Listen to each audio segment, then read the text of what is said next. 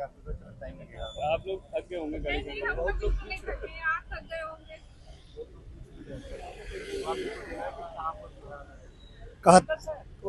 चलें।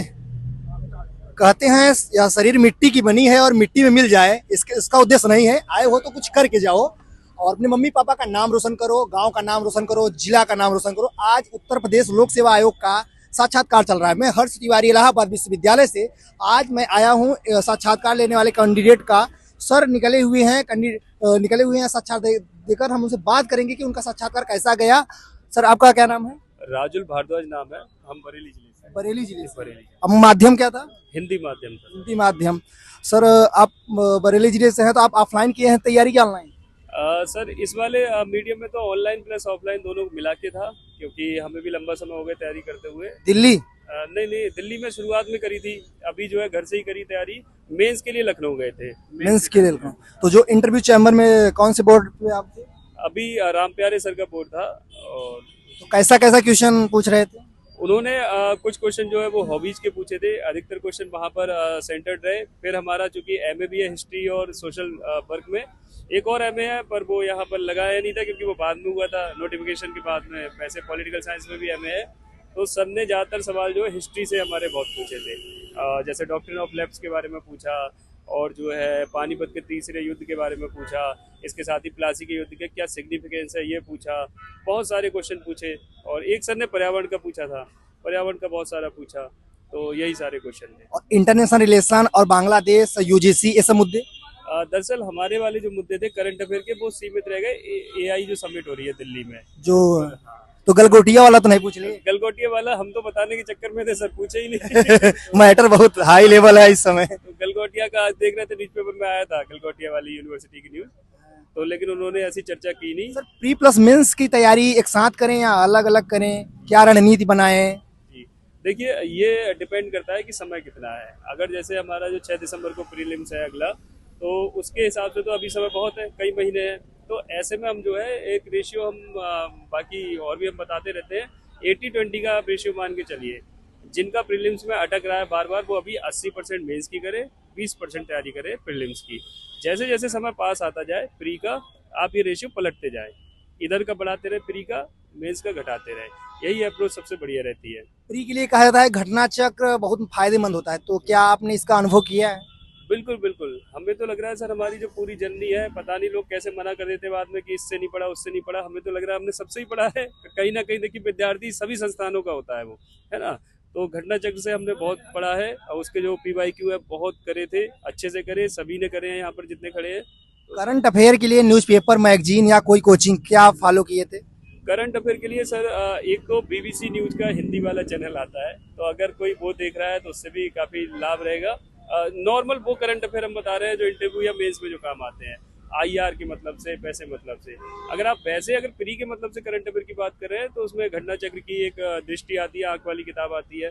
वो नहीं करे तो जय हो स्टडी वाले जो सर हैं उनकी आती है, एक मंथली मैगजीन आती है।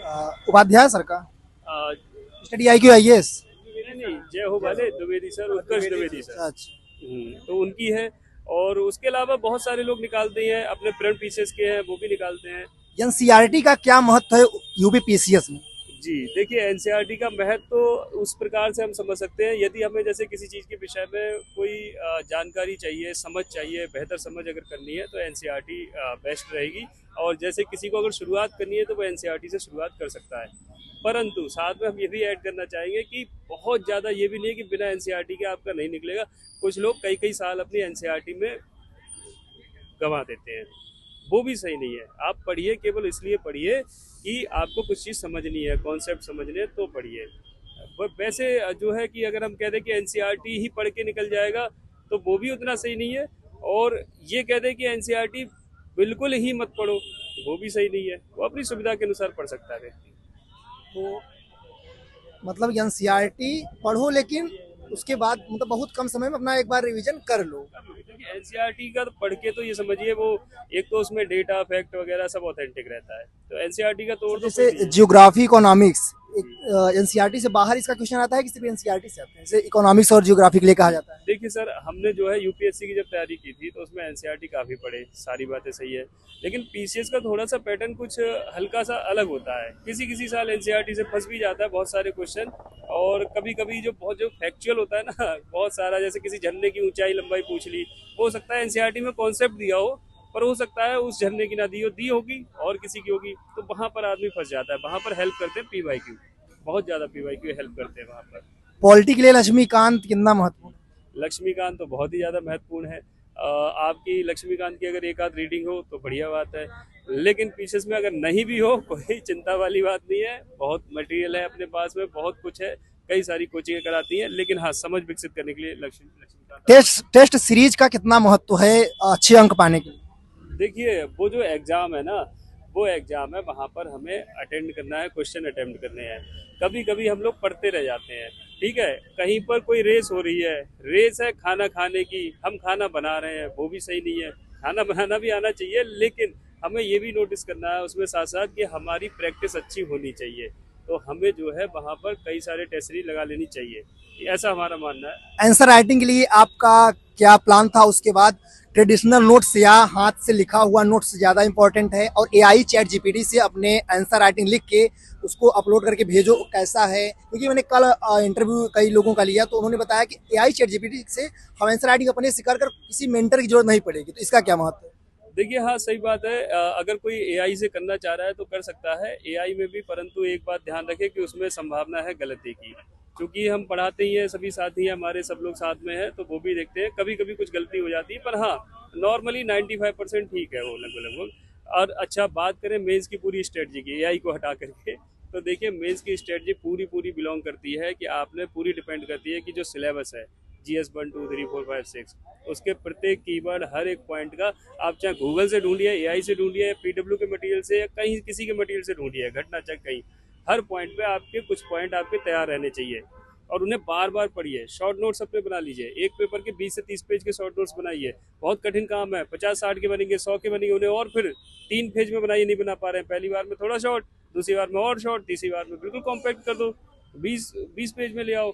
तो अगर आप ऐसा करते हो, बार बार उन्हीं को पढ़ते हैं, तो बहुत आपको लाभ मिलेगा, और वो जरूर आपका रुकेगा नहीं। में एक क्वेश्चन है कि 12th के बाद कोचिंग वाले कहते हैं कि हम 12th के बाद आपको आईएएस और पीसीएस बनाएंगे, लेकिन प्रोफेसर हम यूनिवर्सिटी में पढ़ते हैं तो वहाँ कहते हैं बच्चों पहले अपने आप को लेवल एक कॉलेज लाइफ जी लो 3 साल, उसके बाद तैयारी करो, तो इसका क्या महत्व है? देखिए, इसमें अपनी अपनी अलग अलग विचारधारा हो सकती है। ये ऐसी चीजें होती है, वैचारिक बातें होती हैं, जैसे ना अपने अपने अलग अलग सबका मत होता है। हमारा ये मत है कि दोनों ही ठीक है ठीक है, अगर आप अपनी लाइफ जीना चाहते हैं वो भी जी सकते हैं, पर इस समय इतना भयंकर रूप से जो कंपटीशन है, बहुत कंपटीशन है।